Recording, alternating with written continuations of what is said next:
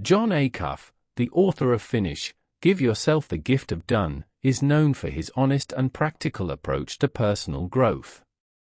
In this book, he speaks directly to people who start many goals with excitement but struggle to finish them. Instead of pushing perfection, Ackoff focuses on progress, simplicity, and realistic action. His message is clear: finishing matters more than being perfect. The main question of this book is simple but powerful: why do we fail to finish what we start? The answer is not laziness or lack of talent. Most of the time, it is perfectionism. We set goals that are too big, expect flawless results, and when things go wrong, as they always do, we quit. This book helps us understand that mistakes, delays, and imperfect steps are normal parts of the journey. Finish reminds us that completing a goal, even imperfectly, gives us confidence, peace of mind, and real growth. An unfinished goal only creates stress and self-doubt. But a finished one, no matter how small, becomes a gift we give to ourselves.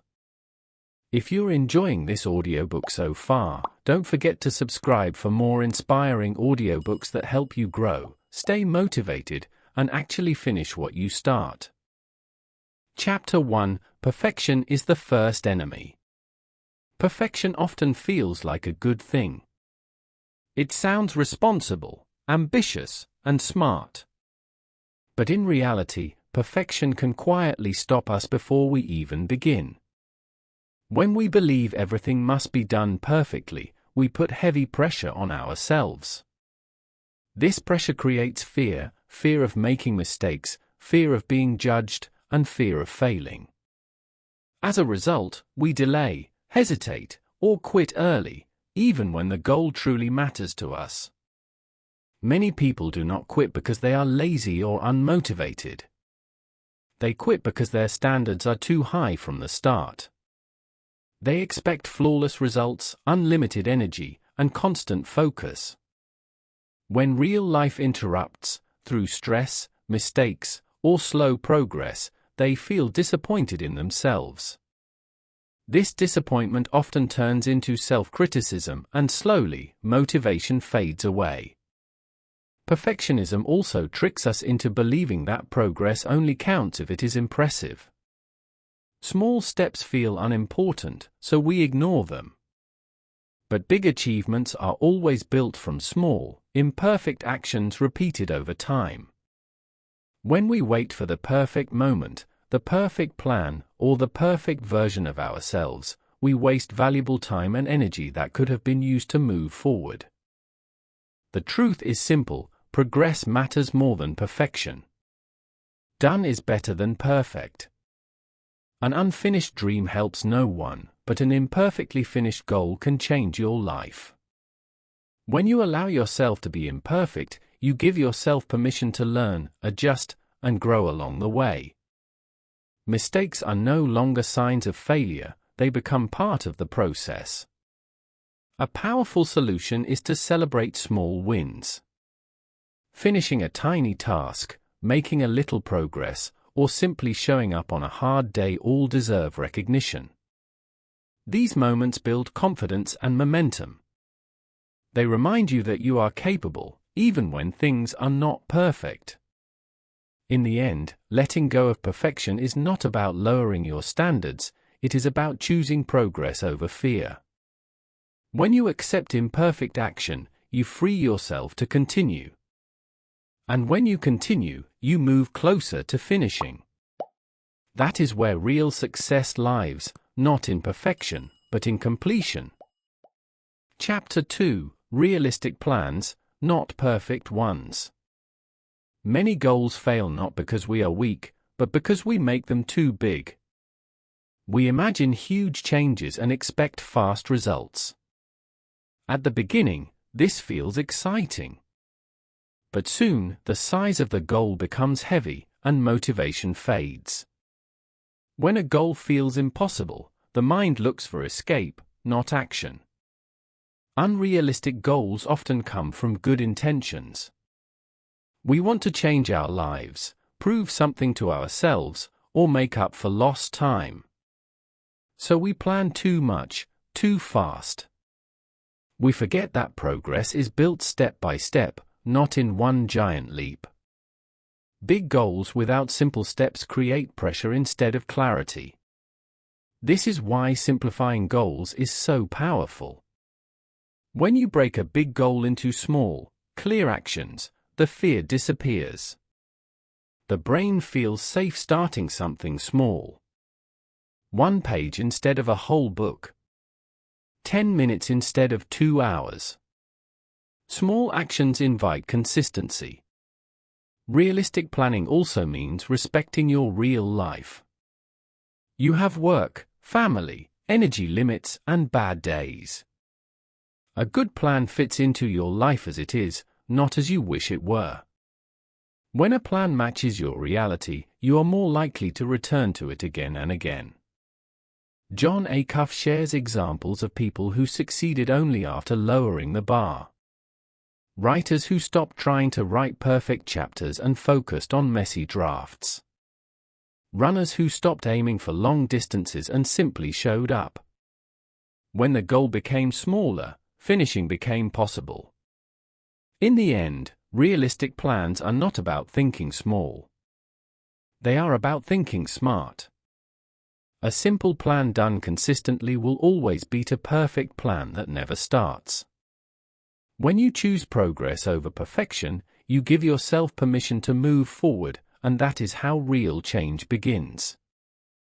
Before we continue this audiobook, don't forget to support us with a like and subscribe. Chapter 3: Be ready for the unexpected. Life rarely goes exactly as planned. No matter how motivated you are, interruptions, mistakes, and unexpected problems will appear.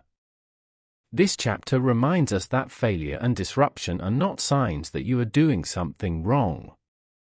They are simply part of the process of doing anything meaningful. Many people quit their goals the moment something goes off track. A bad day, a missed week, or one small failure can make them feel like everything is ruined. They start thinking, "I failed, so what's the point?" This way of thinking turns small setbacks into full-stop signs, even when there is no real reason to quit. The truth is simple: progress is not a straight line. It goes up and down. Some days you move forward, other days you slow down or step back. This does not erase the effort you already made. What matters most is not avoiding problems, but learning how to continue after them. One powerful idea in this chapter is this: never start from zero again. When you stop for a while, don't punish yourself by restarting everything. Instead, continue from where you are. Even if you feel far from your goal, you are still closer than when you first began. Being prepared for interruptions also means planning with flexibility. Instead of expecting perfect conditions, expect challenges. When they come, you won't be shocked or discouraged. You will see them as normal moments that require adjustment, not surrender. In the end, finishing is about resilience, not perfection. The people who succeed are not those who never fall, but those who get back up without drama. Keep moving, even slowly. Resume: don't restart. That mindset alone can be the difference between quitting and finally finishing what you started. Chapter 4: Make it fun. Making progress does not have to feel heavy or exhausting. One of the main reasons people quit their goals is simple: the process feels boring or painful. When a goal brings only pressure and no joy, the mind naturally looks for escape. John Ackoff reminds us that enjoyment is not a distraction from success, it is often the fuel that keeps us moving forward. When something feels fun, we return to it more easily. Think about activities you do without forcing yourself: listening to music, watching a favorite show, or learning something you truly enjoy. The same principle can be applied to your goals. If you connect a sense of pleasure to your work, your brain starts to associate progress with positive feelings, not stress. Fun does not mean turning everything into a game, but it does mean reducing unnecessary seriousness. You can add small elements that make the journey lighter, listening to music while working, changing your environment, or working in short, focused sessions instead of long, exhausting ones. These simple changes can transform effort into something more inviting. Rewards also play an important role. When you reward yourself for showing up, not just for finishing, you reinforce consistency. The reward does not have to be big.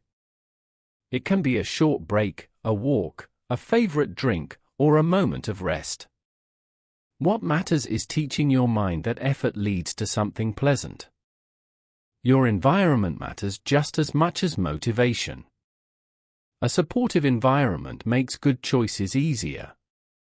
This could mean keeping distractions away, surrounding yourself with encouraging people, or creating a space that feels comfortable and inspiring.